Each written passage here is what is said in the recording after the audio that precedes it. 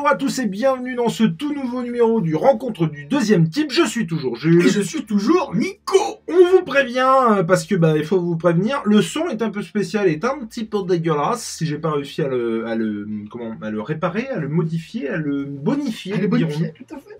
en post-prod, puisque on est dans la pièce, la cellule, la jus cocave, les chiottes aussi, hein, il y en a qui l'appellent comme ça. En tout cas, bref, c'est dans la pièce, c'est pour la première Des fois. chiottes où on peut être à deux. C'est cool. La première fois. Ouais, c'est vrai. D'ailleurs, ce serait cool des chiottes à deux. Non mais n'empêche que c'est la première Oui. fois qu'on chronique là et que tu es dans cette pièce. Somme toute, Elle est super. Moi, je l'avais vue avant qu'elle soit restaurée. Qui était beaucoup plus glauque. Était beaucoup plus glauque, effectivement. Il y avait une espèce en fond vert là, non? Un fond vert? Et c'était pas en vert là? T'as rien repeint? Ah si, j'ai repeint, ouais, mais c'était en brique, dégueulasse. C'était la grosse brique. Du coup là, du parpaing dégueulasse. C'est très très joli maintenant. Non, ça franchement. Bref, on va arrêter de faire un ersatz de déco. On est là pour vous parler BD, on est là pour vous parler comics, et ça me fait dire que ça fait un moment aussi qu'on n'a pas parlé BD. Tout à fait, c'est vrai. Là, on parle d'un titre publié chez Urban dans la collection Black Label. Un titre du Batou du Batman par Joke. Oui. Que j'aime beaucoup personnellement. Joke que j'aime beaucoup et j'attendais au tournant entre guillemets par rapport à Batman parce qu'on l'a déjà vu sur du Batman Joke. Tout à fait. Et juste au dessin. Alors moi j'ai un gros problème alors qu'ils n'ont pas de similitude. Je confonds toujours alors qu'ils n'ont rien de confondable avec Fabok. Ah oui. Je pense que Jock Fabok, tout à fait. C'est drôle qu'ils fassent un truc ensemble. C'est bref, en tout cas, voilà. La couverture m'avait séduit à tel point que j'avais chopé le premier titre en VO. Et c'était... tu l'avais chopé? Ouais. Enfin, je l'avais chopé, je l'avais payé surtout, hein, on est d'accord? Et parce que moi, pour la petite histoire, c'est que... Alors ça, c'est un truc s'ils nous écoutent, ça serait bien qu'ils remédient au problème. Je leur ai déjà parlé à Pulp Comics. Ah oui, mais du coup, j'étais un petit peu énervé. Chez qui j'achète de temps en temps de la VO et on ne peut pas, sur leur site, acheter deux fois le même titre en même temps. C'est-à-dire que, par exemple, ce jour-là, j'avais acheté l'Issues 1 et d'autres trucs, des couves de Spawn, Gunslinger, King Spawn, etc. Et je voulais justement te prendre le Joke... Et pas possible. Et tout à fait. En fait, je leur avais envoyé un message en MP sur Twitter, je crois, ou sur Facebook. Ils m'avaient répondu en me disant refaites une commande et puis on va essayer de la mettre avec votre commande. Je dis mais si c'est pas sûr, je vais payer 2 fois les frais de port. Donc c'est pas le but. C'est pas 6 balles ou... C'est 6 balles les frais de port. Donc à chaque fois que j'achète, je suis sûr que c'est ça, c'est 6 balles. Et à chaque fois que j'achète plein de trucs justement pour rentabiliser les frais de port. Et j'étais un peu dégoûté parce que le but c'était aussi qu'on achète à deux. De toute façon, ça a toujours été le problème. Hein. La VO, on a toujours voulu s'y mettre. Le problème, c'est qu'effectivement, il y a toujours une couille comme ça. Ouais, c'est vrai, franchement. Vrai. Et du coup, c'est un peu ouf. Chez Arconia, je crois pas. Chez Arconia, où tu peux acheter 2 fois le même titre. Ouais, mais alors, Arconia, il y a tout un truc de. C'est la précommande où il faut s'y prendre 3 mois à l'avance. Beaucoup plus que là. Par exemple, le comics, ils ont commencé, pour parler de ça, les couves de Batman Spawn qui sort en décembre. On a acheté avec Spider-Man sur Arconia et Pulp Comics a commencé les précommandes bien après Arconia. Mais du coup, ouais, mais alors le truc c'est qu'en plus, genre tu fais ton panier sur Arconia et puis après tu valides. Et c'est pas payé, c'est pas débité tout de suite, je crois pas. Et alors attention, hein, c'est pas absolument pas une critique. Pas du tout. Je veux dire, moi j'ai déjà commandé sur Arconia, le truc arrive nickel, c'est vraiment top. Comme chez Pulp Comics, chaque fois, toujours été...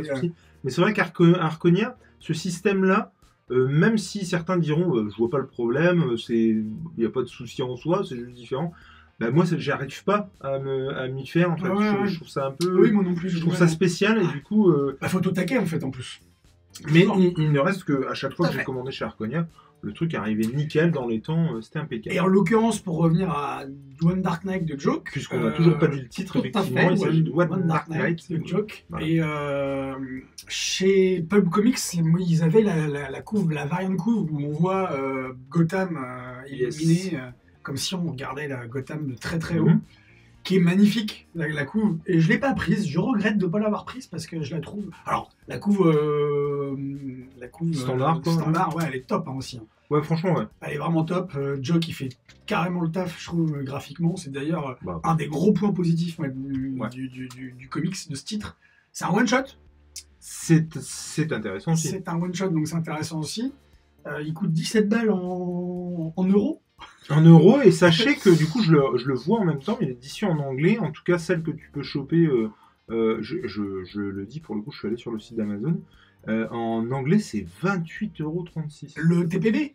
Ah, je sais pas, l'édition. L'édition, ouais, mais le 28,88, regarde, il y a d'autres trucs avec. Ah non, 28,36, c'est un Blu-ray. Attends, excuse-moi, j'avais pas vu. Et du coup, effectivement, ouais. Et alors, je vous le dis tout de suite, autant pour 17 balles, je trouve que ça fait grave le taf. Ouais. Autant pour 28,36 €, niet quoi. Non, c'est clair. Donc, et puis, les 17 balles, ça va un peu avec la politique du Black Label, quoi, parce qu'on n'a jamais eu des titres beaucoup plus chers que ça au Black Label. Bah, en plus, c'est une édition qui est comme ce qu'avait fait Bermejo, c'est carré, ouais. Et enfin, Bermejo et même. C'est quoi, c'est. Killer Smile. Killer Smile aussi, ouais. Qui était aussi format carré. Moi, c'est un format que j'aime beaucoup. J'aime beaucoup aussi. Ouais. Il est très cinématographique, puisque quand tu l'ouvres et que c'est en double page, bah, tu te retrouves avec un panoramique qui pète assez la rétine, je trouve. Carrément. En tout cas, effectivement, 17 balles édité chez Urban Comics. L'édition est très cool, franchement. Qu'en as-tu pensé, mon cher? On va peut-être faire le pitch d'abord, non? Faisons le pitch. On va peut-être faire le pitch. Le pitch, c'est rapidement. Il est assez vite fait. Il est assez vite fait. C'est Batman. Enfin, Batman. Non, on commence pas avec Batman. On commence avec la police de Gotham et une personne qui s'appelle Vasquez. Qui est censé gérer la sécurité, la haute sécurité de Gotham. Tout ce qui est carcéral, quoi. C'est ça, tout ce qui est carcéral, tout ce qui est la haute sécurité. Ouais. Et elle a décidé, cette nana, contre l'avis de Gordon, de déplacer un prisonnier tout particulier qui s'appelle EMP. Et alors moi, tout de suite, je me suis dit, enfin, c'est pas je me suis dit, c'est en fait, je me suis rendu compte que en fait, je me suis rendu compte. C'est-à-dire que je me suis rendu compte en lisant, quand j'ai lu la VO, que je n'avais rien compris au début, en fait. C'est-à-dire que dans la mesure où le gars s'appelle EMP, et ben moi je croyais qu'il parlait d'une arme, en fait. Exactement. Alors pour le coup, c'est très bien parce que tu crois que c'est une arme et machin, ok, mais sauf qu'à un moment donné. Dans l'absolu, c'est pas faux. J'en ai une. Mais du coup, je me disais, parce qu'effectivement, il s'appelle Edward M. Je dis une connerie, Peterson. Il s'appelle pas Peterson, mais voilà. Du coup, ça fait EMP, effectivement. C'est un peu comme Enigma. Et après, je te laisse refaire. Tout à fait. Désolé. Tout à fait. Mais ce qui est sûr, c'est qu'effectivement, moi, les premières pages, il y a vraiment un moment donné où je me suis dit, mais putain, mais en fait, j'ai rien compris. C'est un mec, c'est ok. Moi, je pensais qu'il parlait d'une arme électronique pulsion. C'est ça, ouais. Magnétique, machin, pulsion, c'est ça. Et donc, du coup, le truc, le topo, c'est qu'en fait, ce prisonnier, il a déjà fait il a la capacité d'aspirer, d'absorber toute l'énergie électrique autour de lui. Ouais. Et de la restituer de manière voilà, tout à fait, c'est de manière atomique. EMPesque, quoi. Il a été emprisonné d'ailleurs à Arkham parce que dans le passé, quelques années avant, il avait absorbé toute l'électricité de Gotham et il l'a renvoyé, il a tué des dizaines de personnes. De familles. Et là, il est transféré parce que du coup, il arrive à Blackgate dans une prison, en tout cas dans une cellule. Une cellule spécifiquement fabriquée pour lui, pour son pouvoir. Ce qui, pareil, je trouve, est pas du tout déconnant. Non, tout ça, il n'y a rien de... Non, tout est logique, il y a un fil dans l'univers, forcément. Dans l'univers, voilà. Et le personnage, alors c'est pas un super vilain, contrairement à ce qu'on pourrait croire. Alors, c'est-à-dire qu'au début, on te le présente comme ça. Au début, on te le présente comme un méchant qui a tué des gens, qui a un pouvoir contrôlable, etc. Mais on se rend compte très rapidement qu'en fait, c'est un mec qui contrôle pas son pouvoir. Et que, quelque part, il n'y peut rien. Il n'a pas forcément envie d'absorber l'électricité qui est autour de lui, mais c'est comme ça. C'est intrinsèque à lui. Et c'est surtout qu'il a des remords. Et qu'il a des remords d'avoir tué des enfants, des femmes, des familles entières précédemment. Et donc, il est transféré dans une voiture de haute sécurité et on se rend compte de très vite que Gotham est jonché et parcouru, chaque quartier a son gang qui veut la peau de ce personnage. Déjà il y a le gang de MP, tout à fait, qui veut le sauver, qui veut le récupérer lui. Qui veut récupérer ou qui veut le récupérer pour en tout cas ils veulent le choper. Ils veulent le choper. Pour l'un pour l'autre, j'avoue que là j'ai un doute. Tout à fait. Mais effectivement, il y a toutes les autres gangs qui courent après aussi pour le buter. Pour le buter parce que pour se venger, parce qu'il a tué leur famille, etc. Il a provoqué des dégâts. Et on arrive à un moment où il y a un gang qui arrive à exploser le fourgon dans lequel est EMP, et ça provoque des catastrophes en série, dont le blackout total à Gotham. Ouais, effectivement, il y a le blackout total, les divers gangs du coup vont courir après lui. On a s'entame une... comment c'est un peu le fugitif, quoi, une chasse à l'homme. Exactement. Une chasse à l'homme, et du coup, un Batman qui va clairement déjà vouloir le choper, pour ensuite l'escorter jusqu'à la prison. En plus, on s'aperçoit effectivement qu'il a, comme tu le disais tout à l'heure, beaucoup de remords, et il a vraiment beaucoup de regrets, et du coup il y a une empathie de Batman pour ce... Il est hyper bienveillant avec ce super vilain. T'inquiète pas, ça va aller, il faut absolument qu'on t'amène à Blackgate, parce que sinon, si le jour arrive, et d'ailleurs, il le comprend, le vilain, totalement, ce qui est très très totalement. cool. Et donc on a effectivement cette facette de Batman qu'on n'a pas l'habitude de voir. Aussi le côté un peu bienveillant, le côté en empathie avec le supposé méchant, adversaire, le supposé adversaire de Batman qui n'en est pas un en fait, parce que à aucun moment dans le comics, dans ce titre-là, EMP va vouloir attenter à l'intégrité physique de Batman, jamais. Jamais. Il va se laisser faire d'ailleurs, il va dire, ou à un moment donné même, il y a des fois il va lui dire mais laisse-moi, c'est bon, non, il faut absolument qu'on t'amène à Blackgate, parce que Blackgate c'est là où tu pourras, où on t'empêchera de faire du mal. Autour de toi. Juste avant, il y a 20 km à parcourir à pied. Ouais. Sans lumière, sans appui possible de la police, parce que la police, tous les moteurs, il n'y a pas que l'électricité qui a été... Et puis il y a un gang à l'intérieur de la police. Et il y a un gang à l'intérieur de la police. Sans en dire plus, parce qu'on va essayer de pas spoiler. Exactement. Mais en gros, il y a un twist, par contre, à un moment donné, qu'on voit arriver. Enfin, je sais pas toi, mais pour le coup, on le voit arriver. Ouais, mais c'est pas là l'important, il me semble. Je pense.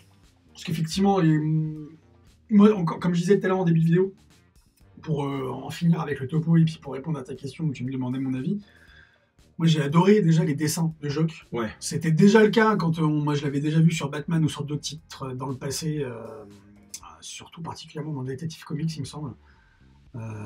Ça a toujours été un plaisir de le voir dessiner Batman, mais une frustration de ne pas le voir sur une histoire complète ou sur une série. Là c'est le cas, je trouve que graphiquement c'est très beau, ça fait vraiment le boulot.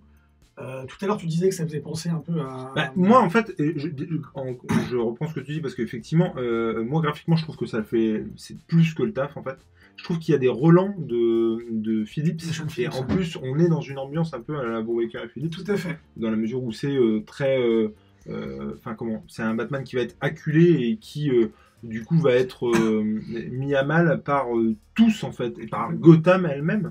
Donc c'est vraiment, on est dans une ambiance un peu polar, et puis comme je le disais, de chasse à l'homme. Donc ça me fait penser un peu à Phillips, ça me fait penser aussi à certains égards, et surtout, alors ça va paraître con comme truc, mais surtout avec les reflets de lunettes qu'on voit. C'est-à-dire que quand on est dans la pénombre, on voit à peine le visage des protagonistes, pour autant on voit leur vitre, leur glace, leur verre, leur verre de lunettes, effectivement, qui reflètent.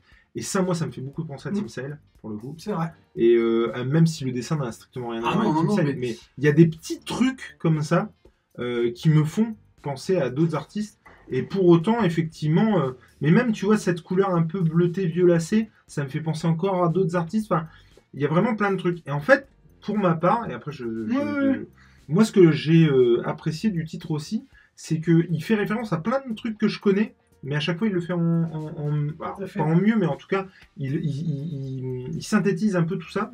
Graphiquement, moi, c'est quelque chose que j'aime beaucoup, parce que déjà, j'aime beaucoup le style de Jock. En plus, je trouve qu'il fait référence à d'autres styles que j'aime beaucoup. Et puis, même au niveau du scénario, et on en dira un peu plus, mais par exemple, moi, j'avais lu Batman All-Star. Je crois que c'était de Romita Jr. et du coup, c'est pas Snyder, c'est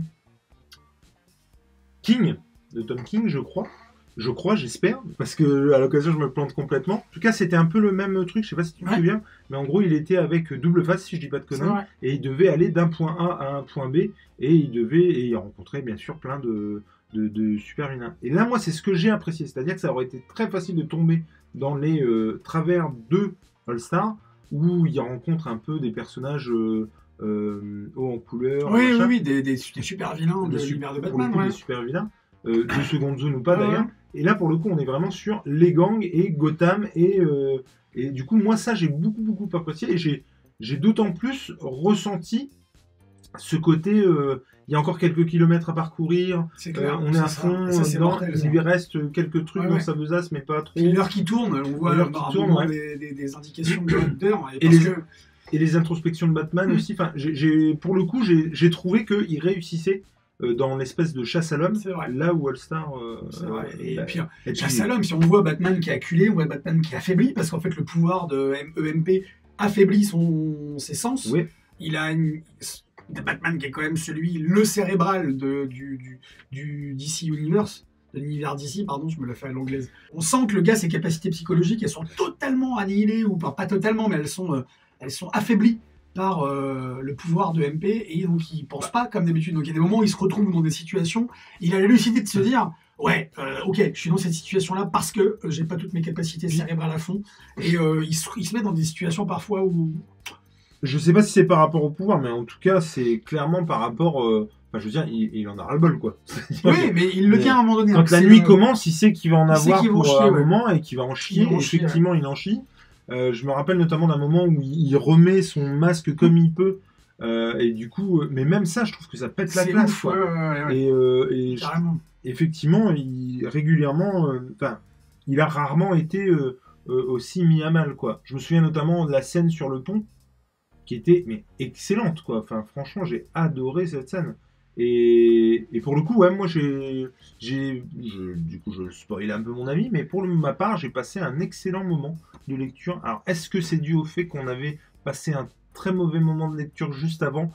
C'est pas impossible, hein, voilà. Non, moi, j'ai pas du tout pensé comme ça. C'est-à-dire que je l'ai bien aimé, ce titre. C'est pas non plus un titre qui va révolutionner Batman. Puis c'est pas forcément le but de Joke non plus. Non. Le Joke, lui, il a voulu se faire plaisir aussi. On sent qu'il s'est fait plaisir. Il instille son style dans le scénar, dans le dessin. Moi, j'ai bien aimé. J'ai passé un bon moment aussi. Ça se lit très vite. Ouais. Surtout, il y a 3 grosses issues qui font chacune 40 ou 50 pages, un truc comme ça.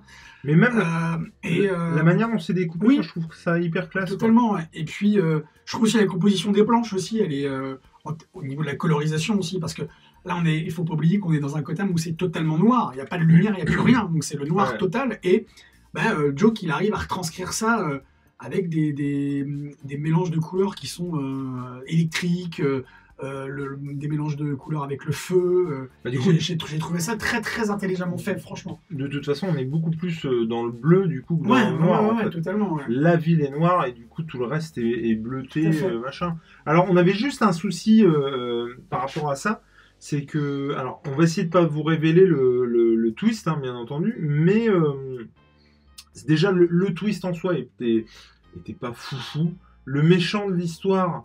Le vrai méchant de l'histoire, on va dire. Moi, j'ai trouvé ça plutôt cool, mais tu peux comprendre ses motivations, mais je trouve que ça se voit trop, quoi. Ouais, et puis c'est amené trop rapidement, et on squeeze le truc trop rapidement, donc on passe à autre chose très rapidement. C'est-à-dire qu'il révèle pourquoi il l'en veut à Batman, à EMP. Et on passe, c'est tout. En fait, pour autant, on l'annonce avant, c'est-à-dire que 2-3 fois on y fait allusion avant, bien sûr. Mais en fait on laisse pas traîner sur la longueur, ce qui fait que du coup on te fait 2-3 allusions pour en fait te le dire tout de suite après, ce qui est un peu bête. Alors il y avait un truc, nous, c'est marrant parce qu'on en a parlé juste avant, et du coup je t'ai dit, moi il y a un truc qui m'a embêté, c'est que, donc en gros EMP a des pouvoirs, machin, et en fait au début du récit il passe à côté d'un gamin, que tu penses être un gamin lambda, et il passe à côté de lui et ses yeux se révèlent de la même manière que EMP, et du coup tu te dis mais merde, le gamin a chopé les pouvoirs de l'EMP, mais tu sais pas trop pourquoi, tu sais pas comment, et en fait tu comprends après que ce gamin, encore une fois sans spoiler, a un lien prépondérant dans l'histoire. Moi je comprends pas en fait pourquoi, je trouve que c'est vraiment une maladresse de l'avoir montré à ce moment là en fait. C'est-à-dire que ça n'a aucune utilité non, puis ça embrouille à la côté. Voilà, ça embrouille parce que toi tu te dis, mais en fait il avait, c'est lui qui lui a filé les pouvoirs. Donc je trouve que ça, effectivement, comme tu dis, ça embrouille inutilement. Et puis en plus, elle n'est pas utile cette scène. Enfin, il se passe rien, quoi. Et du coup j'ai trouvé ça vraiment cool, ça embrouille inutilement. Autre chose aussi, il a un peu le syndrome de moi, ce que j'appelle le syndrome de l'adulte. Alors je sais pas comment ça s'appelle. Il doit y avoir un truc. Mais en fait, vers la fin du bouquin, le gamin tient un discours, je suis désolé, mais qui ne serait jamais tenu par un gamin, quoi. C'est-à-dire que c'est un adulte qui dit ça, c'est pas un gamin. Et même si le discours est, voilà, il est frappant, il a quelque chose, il a un poids sur l'histoire, sur lui, sur ce qu'il va faire, sur ses pouvoirs, sur plein de trucs. Donc ça, ok, mais c'est pas un discours de gamin, quoi. Enfin, c'est juste pas possible, quoi. Et du coup, ça, voilà, c'est les deux trucs, moi, qui m'ont un petit peu gêné. Pour autant, j'ai trouvé ça vachement bien, quoi. Et pourquoi la personne s'en prend au gamin, je trouve qu'il y a une certaine logique et tout, et ça, moi, ça me gêne pas du tout. Pour autant, bah, ça aurait pu être fait différemment. Ah ouais. Et c'est con parce qu'il manque pas grand-chose pour que ce soit vraiment excellent. Encore une fois, par contre, j'ai passé un super moment de lecture. C'est un très bon titre, et puis non, il y a plein d'ingrédients, comme tu disais tout à l'heure, qui sont hyper intéressants, qui sont très bons, mais c'est effectivement ce point où...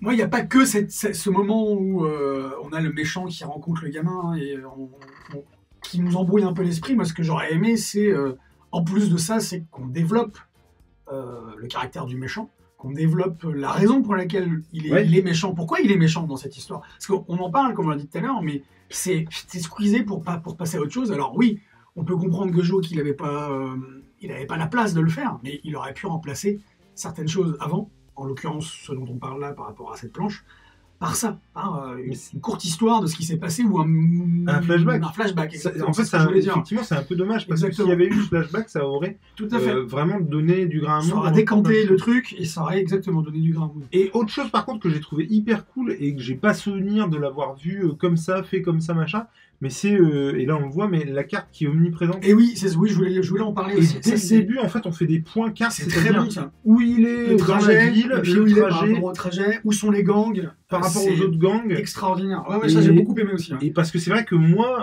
alors à part effectivement dans tu vois, les jeux Arkham ou quoi, mais j'avoue que je me fais une idée générale de Gotham, mais j'arrive pas à la situer. Je sais qu'effectivement il y a l'île de Blackgate, mais jamais. Et là pour le coup, c'était vraiment intéressant de pouvoir se situer. Les différents quartiers, c'était là où était Blackgate. Quand ils sont sur le pont, tu vois où ils sont exactement.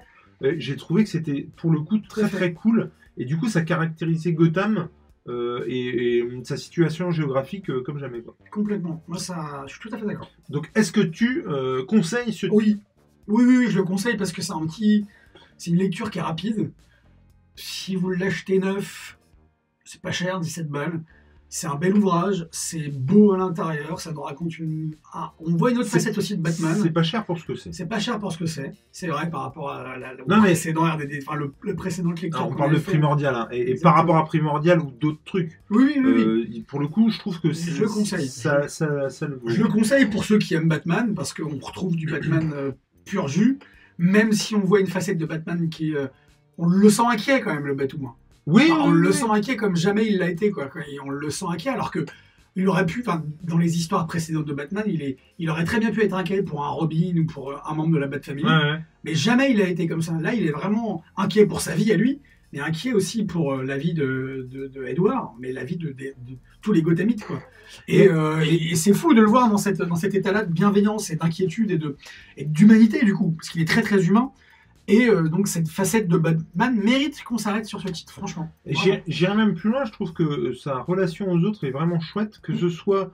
je pense qu'on peut le révéler, c'est pas non plus, il y a un moment donné où il va rencontrer Killer Croc. Oui. Et pour le coup, ce passage-là est vraiment exactement. C'est notamment le moment où effectivement il remet son masque, tout ça. Puis quand il pense, ça paraît tellement logique que Killer Croc soit dans ce titre-là. Complètement. Et du coup, c'est comment, encore une fois, il est au bout de sa vie, c'est comme tu le dis, hyper logique. C'est hyper logique qu'il passe par là aussi. Tout à fait. Et puis sa relation aussi avec Alfred, qui est pour le coup uniquement au téléphone, à la radio, quoi, et qui du coup se donne des infos et des fois ça passe mal. Et des fois parle alors que tu sais pas si l'autre a entendu tout ça. Enfin, je trouve que c'était hyper intéressant en ce sens. Et alors que comment expliquer? Je trouve que moi j'aime bien l'Alfred qui est familial avec Bruce Wayne ou avec Batman, mais j'aime bien aussi le fait qu'on nous montre qu'il a un intérêt, même en tant que justicier, en tant que assistant de justicier. Et là, en l'occurrence, c'est le cas, parce qu'il lui file plein d'infos, et sans lui, il n'avance pas autant, quoi. Et j'ai trouvé que c'était intéressant. Moi aussi, c'est un titre que je vous conseille. Déjà, encore une fois, parce que l'objet est plutôt beau, ce qui est à l'intérieur aussi. L'histoire, sans être un truc de malade hyper complexe, c'est hyper efficace. Alors qu'on a vu récemment des trucs qui étaient très complexes et pour autant absolument inefficaces. C'est vrai, inutilement complexe pour rien en fait. Et là, pour le coup, je trouve que c'est vraiment l'exemple du récit sur Batman, simple et efficace. Et je rajouterai un truc que je disais tout à l'heure, je me contredirais presque même en disant que tout à l'heure je disais que ça apporte rien de plus à Batman. C'est pas le but. Parce que, encore une fois, on est dans le Black Label. Le Black Label, il se veut être une collection qui est en dehors de la continuité. Et ça permet à des auteurs comme Joke, et il le fait bien, très bien même, de donner son point de vue sur un personnage.